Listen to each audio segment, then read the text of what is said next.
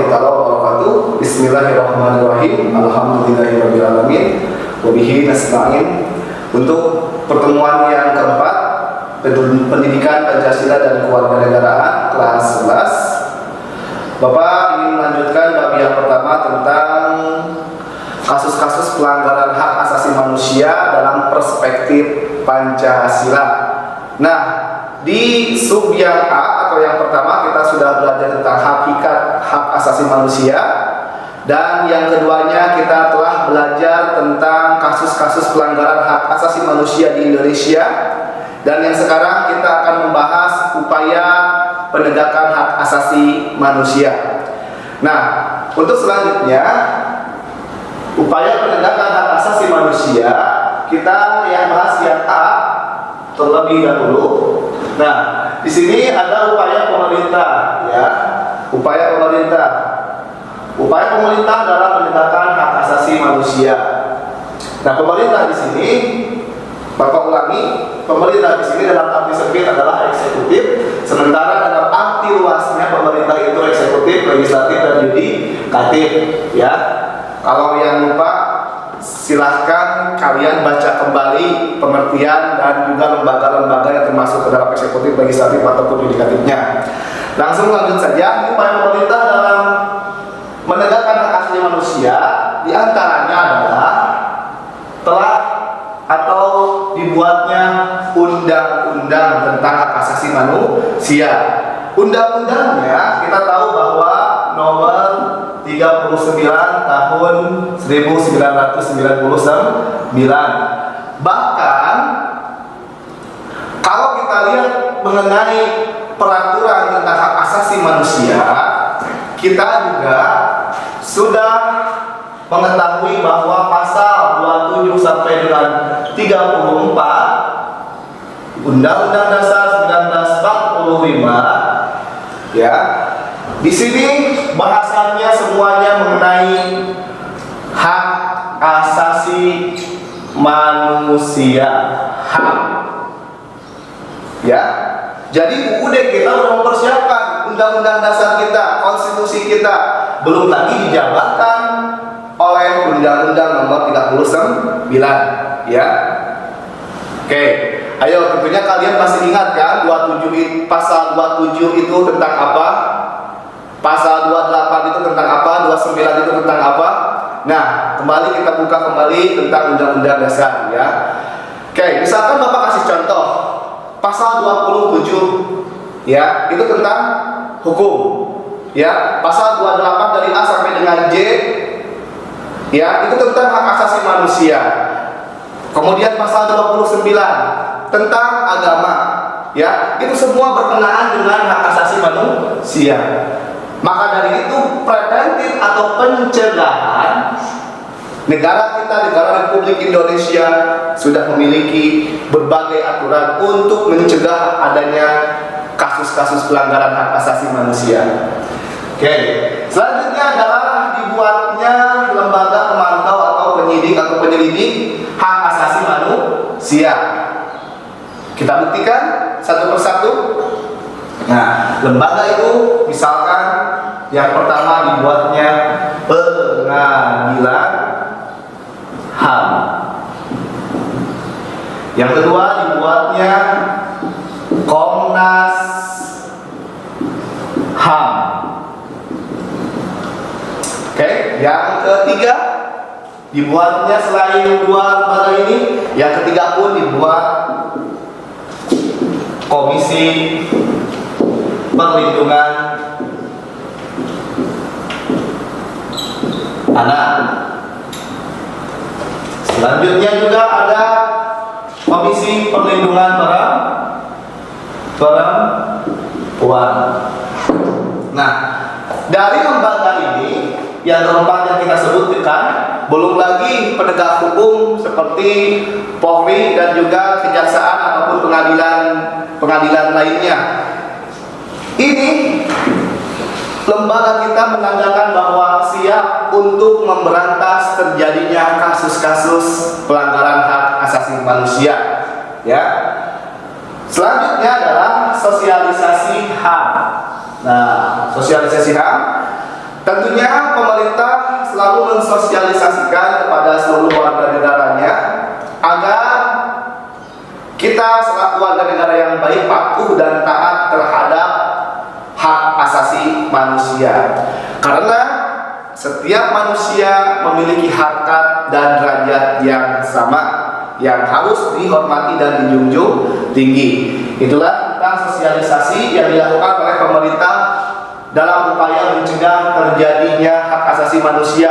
Bahkan di zaman sekarang, era digital, berbagai media sosial kita sudah mempunyai, dan di sana pun bisa dijadikan sebagai alat untuk sosialisasi hak asasi manusia. Mudah sekali, mudah viral. Apabila ada terjadi pelanggaran HAM, mari kita kawal dan laporkan bersama-sama. Oke. Nah, selanjutnya setelah kita mengetahui tentang upaya preventif dari pemerintah, kita akan membahas juga upaya penegakan atau penindakan, ya, penindakan. Kalau ini pencegahan, kalau ini penindakan. Namun sebelumnya kita review dulu materi yang Bapak barusan sampaikan sambil Bapak menghapus papan tulis. Cek juga.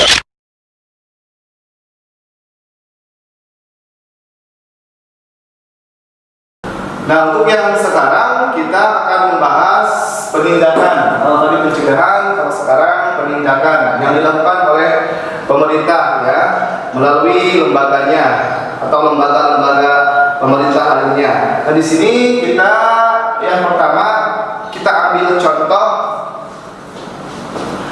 penyelesaian kasus-kasus pelanggaran HAM melalui pengadilan. Misalkan ada salah satu kasus-kasus pelanggaran hak asasi manusia yang kebetulan di pertemuan minggu yang kemarin atau minggu yang lalu kita sudah membahasnya. Ada beberapa kasus-kasus pelanggaran hak asasi manusia di Indonesia yang sampai sekarang belum jelas keadilannya. Makanya sedang dikumpulkan bukti-buktinya oleh para aktivis HAM. Nah, nanti setelah itu kita akan adili dan kita akan lihat apakah kasus-kasus pelanggaran HAM tersebut akan selesai di meja hijau. Nah, selanjutnya kita akan membahas tentang yang poin yang kedua, yaitu penyelesaian melalui negosiasi ataupun konsultasi. Ini biasanya negosiasi ataupun konsultasi ini dilakukan oleh Lembaga Komisi Nasional Hak Asasi Manusia, ya. Apabila memang dirasa terjadi adanya pelanggaran hak asasi manusia, silahkan kita laporkan ke Komisi Nasional Hak Asasi Manusia, ya. Oke. Selanjutnya adalah tentang investigasi terhadap peristiwa pelanggaran hak asasi manusia, ya. Jadi diselidiki, investigasi bisa juga dalam kata arti lain penyidikan ataupun penyelidikan benar atau tidaknya sedang terjadi pelanggaran atau peristiwa pelanggaran atau peristiwa kasus hak asasi manusia. Nah, misalkan diduga di suatu daerah sedang terjadi pelanggaran HAM berat, ya. Di sini itu yang harus digarisbawahi HAM berat, ya. Nah, maka siapapun warga negara berhak untuk mengadu, ya, melaporkannya. Kemudian akan diinvestigasi atau akan dilakukan penyidikan ataupun penyelidikan. Nah, selanjutnya poin yang keempat, yang ke 1, 2, 3, yang keempat itu adalah tentang penerimaan pengaduan adanya kasus pelanggaran hak asasi manusia, ya. Nah, datangnya kembali ke Komnas Hak Asasi Manusia. Kalau anak berarti ke Komisi Perlindungan Anak. Kalau seorang istri misalkan, ya, ada juga Komisi Perlindungan Perempuan. Tujuannya apa? Adanya Komisi Perlindungan Perempuan supaya perempuan itu betul-betul terlindungi dari ancaman siapapun, ya, dari kaum laki-laki ataupun dari kejahatan-kejahatan lainnya. Intinya untuk melindungi perempuan, ya. Oke.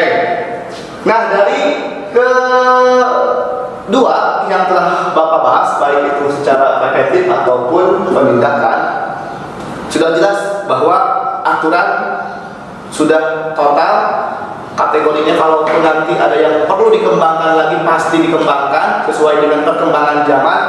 Yang jelas aturan tentang hak asasi manusia di Indonesia sangat baik, tapi kalau seandainya masih terjadi pelanggaran hak asasi manusia, maka jangan salahkan aturan, ya, tapi salahkan oknum-oknum yang telah melanggar hak asasi manusia. Aturan diciptakan untuk dilaksanakan, bukan aturan diciptakan untuk dilanggar, ya. Jangan salahkan aturan, tapi salahkan oknumnya. Untuk yang selanjutnya, setelah kita mengetahui upaya pemerintah dalam menegakkan hak asasi manusia, nah ada juga faktor penghambat dalam menegakkan hak asasi manusia, ya. Nah, aturan sudah membuktikan bahwa Indonesia adalah sangat ketat, sangat teratur, sangat melindungi hak asasi manusia, tapi ada penghambatnya.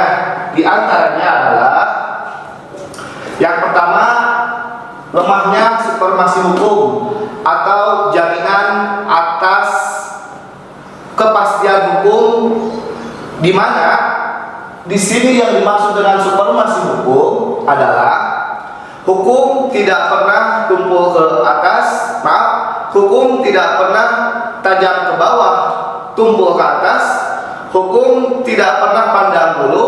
Artinya siapapun yang melanggar maka akan diadili tanpa melihat status dan juga aspek sosial lainnya.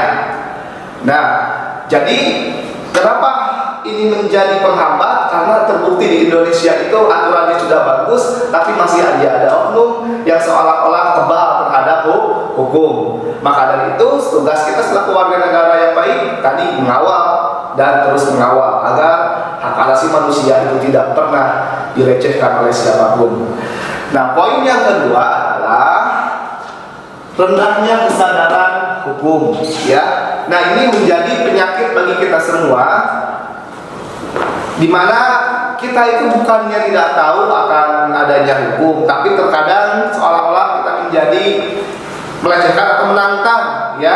Kita ambil contoh, setiap warga negara tahu bahwa ketika orang mau mengendarai motor atau kendaraan roda 2 atau roda 4 harus memiliki surat izin mengemudi, tapi seorang warga negara tersebut nggak apa-apa, ya, nggak pakai helm, nggak apa-apa, dan peraturan-peraturan yang lainnya, lampu lalu lintas dilabrak. Nah, mereka tahu akan aturan, mereka tahu akan hukum dan juga hukumannya seperti apa, tapi seolah-olah tadi ya terbiasa. Makanya dimulai dari hal yang terkecil.